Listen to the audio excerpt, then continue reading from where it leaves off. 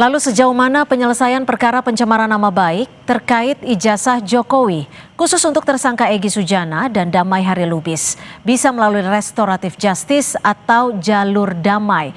Kita bahas bersama kuasa hukum Roy CS yang juga kuasa hukum Rismon dan juga Tifa, Bung Refli Harun yang sudah bergabung bersama kami di studio, serta Ketua Indonesia Police Watch Pak Sugeng Teguh Santoso yang sudah bergabung bersama kami melalui sambungan Zoom. Selamat petang Bang Refli, selamat petang Pak Sugeng. Selamat petang Mbak Cindy dan Bang Refli. Baik, terima kasih. Terima kasih sudah bergabung bersama kami di Kompas Petang. Bang Refli, Anda kan pernah mengatakan bahwa restoratif justice ini tidak mungkin dilakukan. Betul seperti itu? Apa alasannya Anda bisa mengatakan seperti itu? Saya disclaimer dulu ya, saya penasihat hukumnya atau kuasa hukumnya Roy Suryo, Dr. Tifa dan Rismon. Bertiga itu saja, tidak Egy Sujana, tidak Damai Hari Lubis. Dan tidak yang lain juga. Itu penting ya, saya disclaimer. Dan kita tergabung dalam Bala RT, Barisan Pembela Roy, Rismon dan Tifa yang sekarang ini kita ke press conference di Polda Metro Jaya, dan klaster 2 ini yang kemudian dilimpahkan kan. Sementara klaster 1 diperiksa saja belum. Makanya kita bicara, ini ada unequality before the law ya. Ada ketidaksamaan di depan hukum ya. Satu cepat banget, satunya bahkan diperiksa saja sebagai tersangka belum. Nah, begini, restoratif justice itu dalam hukum pidana memang didorong. Tetapi untuk tindak pidana yang ancaman hukumannya ya maksimal 5 tahun saja. Jadi kategorinya tindak pidana ringan lah, menengah ringan gitu. Tapi kalau yang berat itu theoretically itu nggak bisa secara teoritis, itu satu ya. Kita tahu bahwa Egy Sujana dan Damai Hari Lubis ini seperti klaster 1 lainnya, selain kena pasal-pasal dengan ancaman hukuman rendah 4 tahun, 2 tahun, 9 bulan, kena ancaman hukuman yang 6 tahun, yaitu pasal tentang penyebaran kebencian dan pasal tentang provokasi. Ya, itu pertama undang-undang ITE, kedua undang-undang KUHP yang lama. Nah, karena itulah by theory harusnya tidak bisa. Itu satu. Tetapi kita tahulah, ini mohon maaf ya, menurut saya ini kan langkah kuda yang dilakukan pihak Pak Jokowi untuk memecah, ya kan? Memecah hubungan para tersangka maksud Anda? Iya, untuk memecah aliansi yang kompak di para tersangka ini. Kan masalahnya kan jelas. Masalahnya adalah soal tudingan bahwa ijazah Pak Jokowi yang digunakan yang paling penting dalam pemilihan wali kota, gubernur, presiden 2 kali periode itu adalah ijazah palsu. Dan kita ya sudah melihat tuh, sudah mendengarai dari 6 versi ijazah yang keluar itu beda-beda. 6 versi itu KPUD 3, kemudian Dian Sandi 1, kemudian Dirtipidum tanggal 22 Mei 1, dan terakhir DGPK, gelar perkara khusus tanggal 15. Itu beda, kita bisa buktikan itu beda.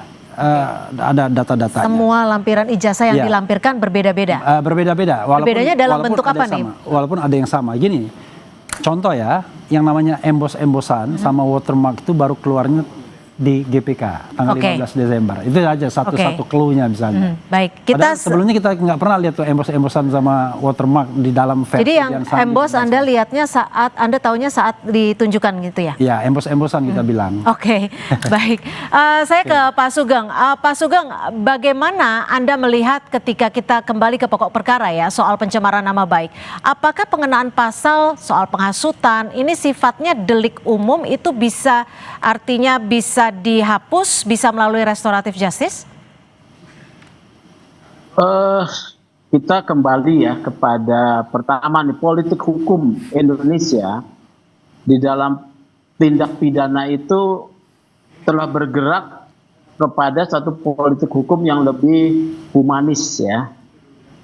Teori pemidanaan atau penggunaan sanksi pidana itu telah bergeser kepada penyelesaian dalam bentuk penyelesaian restoratif. Termasuk restoratif justice itu tidak menimbulkan keresahan dan atau penolakan di masyarakat luas, gitu ya. Kemudian restoratif justice tersebut tidak berdampak konflik, ya.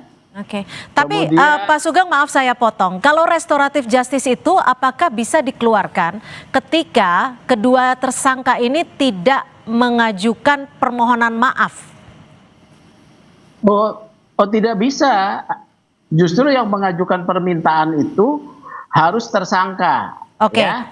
Oke. Di dalam mekanisme restoratif justice, permintaan harus dari tersangka. Oke, karena berdasarkan dia yang wawancara sasaran- kami, dasar- karena berdasarkan Iya. wawancara kami kemarin, Bang Damai dan kabarnya Bang Egy juga tidak meminta maaf kepada Pak Jokowi dalam pertemuan tersebut. Meminta maaf itu adalah hubungan antara dua pihak yang sedang berperkara. Tetapi mengajukan permintaan restoratif justice adalah hak dan harus berangkat dari tersangka, bukan dari pelapor ya, atau korban. Nah, saya tidak percaya bahwa pertemuan tersebut ya mengabaikan potensi restoratif justice ya. Buat apa dua orang itu bertemu kalau tidak mengarah kepada satu keinginan untuk menyelesaikan secara menurut keadilan restoratif ya, itu satu. Kemudian kedua, permintaan itu kan bisa saja tidak dipublikasikan. Memang benar yang disampaikan, saya setuju dengan Bang Refli, ini adalah satu strategi untuk memecah kelompok ini ya. Tapi ini strategi menurut saya bagus-bagus saja ya, mengurangi tensi ketegangan di ruang publik, memenuhi satu syarat filosofi material gitu loh, tidak menimbulkan gejolak, mengurangi tensi ya. Jadi kalau ada restoratif justice untuk 3 orang ini, ya itu menurut saya bagus, termasuk Oke, juga kami tangkap. mungkin buat Rifa, Tifa itu Roy ya, kalau memang mereka mau. Tapi kalau dari sisi pelapor, Pak Jokowi mungkin bisa diajukan restoratif justice tanpa permintaan maaf dari tersangka? Harus dari tersangka dan ada pemulihan kerugian. Nah ya, pemulihan kerugian itu salah satunya kalau Anda mencemarkan nama orang dan tindakan itu Anda berangkat yang meminta, Anda harus minta maaf ya. Tapi itu kan bisa dilakukan dalam satu ruang tertutup, tidak perlu dipublikasi. Ya, penyelesaian restoratif justice itu penyelesaiannya tertutup bisa ya. Baik, saya ke Bang Refli. Bang Refli, jika Anda tadi menyebutkan bahwa ini bisa saja ada unsur untuk memecah kesulitan dari para tersangka ini yang memang ini kan Pak Jokowi gitu ya. Apakah kasus ini menurut Anda merupakan politisasi dari hukum? Iya, of course. Jadi sebenarnya kalau kita bicara hukum ANSI ya, kasus ini tidak boleh ditindaklanjuti. Kenapa? Karena kan pangkal persoalannya adalah soal keaslian ijazah itu. Iya. Kalau pangkal persoalannya adalah ijazah itu, maka tidak bisa dikenakan pasal fitnah terlebih dahulu sebelum ada putusan pengadilan yang berkekuatan hukum tetap yang mengatakan ijazah itu asli atau palsu. Dan itu putusannya dua ranahnya.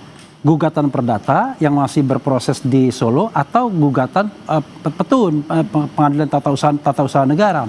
Nah, selama itu belum ada, maka sebenarnya tidak bisa diproses harusnya. Tapi kan masalahnya adalah Polda Metro Jaya, penyidik Polda itu memproses ini. Coba gimana kita mengatakan misalnya bahwa Roy Suryo, Dr. Tifa, kemudian Rismon itu, saya menyebut 3 itu karena kuasa hukumnya. Ya. Dia melakukan pencemaran nama baik, melakukan fitnah, sementara barang yang dipersoalkan sendiri itu belum terbukti, belum proven. Jadi gini, kalau tidak ada dispute di pengadilan atau di ranah hukum, maka UGM berhak mengatakan asli atau tidak sebagai providernya yang mengeluarkan ijazah. Tapi begitu ada dispute di ranah hukum seperti ini, maka putusan pengadilan lah sebagai requirement, syarat untuk menjadi basis apakah itu fitnah atau pencemaran nama baik. Tapi kalau dari pihak Anda, ketiga klien Anda akan melakukan ataupun mengajukan RJ? Ya nggak mungkin lah. Karena tahapan yang awalnya belum selesai. Artinya RJ itu kan ada perasaan kita bersalah. Mereka mengatakan mereka tidak bersalah. Mereka tuh benar mengatakan bahwa ijazah itu 99,9% itu palsu, itu based on scientific proof. Bukan sekedar rasa tidak suka dan lain sebagainya. Dan itu sudah mereka bukukan sebagai pertanggungjawaban ilmiah mereka di buku Jokowi's White Paper.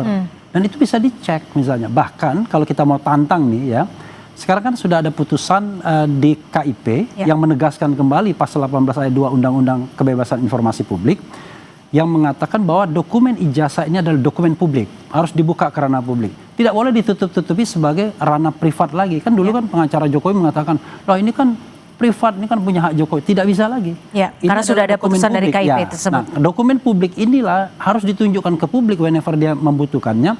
Berani nggak dipotret dengan resolusi tinggi, kemudian diteliti secara bersama-sama apakah yang ditunjukkan oleh Polda Metro Jaya penyidik pada tanggal 15 Desember itu asli atau sebenarnya baru buatan. Kami meyakini itu baru dibuat. Ya, saya ke Pak Sugeng. Pak Sugeng, kalau menurut perspektif Anda, apakah dalam kasus ini, dalam berjalannya rentetan kasus yang bisa dikatakan cukup panjang ini, penyidik dari pihak kepolisian bisa menghentikan kasus sebelum peradilan? Dengan Bisa, adanya restoratif justice. Betul ya, dengan penerbitan SP3 melalui satu proses tahapan yang ketat ya. Akan ada gelar perkara khusus ya, setelah ada permohonan dari tersangka, kemudian ada kesepakatan berdamai dengan pelapor ya, ada pemulihan kerugian kalau misalnya itu sisi pencemaran minta maaf ya. Itu kemudian persyaratan-persyaratan tersebut akan diajukan dalam satu gelar perkara khusus ya. Kalau hasil gelar perkara khusus yang mengundang internal polisi dari Irwasum, dari Wasidik yang memimpin, kemudian dari Propam, terpenuhi syarat, bisa akan diterbitkan surat penghentian penyidikan ya. Dan ingat, restoratif justice itu tidak berarti seseorang itu mengaku bersalah. Karena status bersalah itu hanya ditentukan melalui putusan pengadilan, ya. Roy Suryo. Artinya kasusnya tetap lanjut. Kenapa? Artinya kasusnya tetap lanjut, perkaranya tetap lanjut. Tidak dong. Meminta Bagi maaf orang itu yang implisit, mengajukan. Orang meminta maaf. Jadi yang mengajukan permintaan restoratif justice itu tidak berlanjut. Kalau yang tidak mengajukan ya berlanjut untuk diproses. Di persidangan ya gitu. Saya bisa tambahkan sedikit. Ya, singkat saja Bang. Jadi sebenarnya begini ya. Yang namanya ADR, Alternative Dispute Resolution, itu adalah sebuah paradigma yang memang didorong dalam penyelesaian kasus pidana. Tetapi memang itu untuk yang ancamannya 5 tahun ke bawah sebagai tindak pidana ringan. Kenapa? Negara ini terlalu besar bebannya kalau semua orang mau ke pengadilan, kan begitu.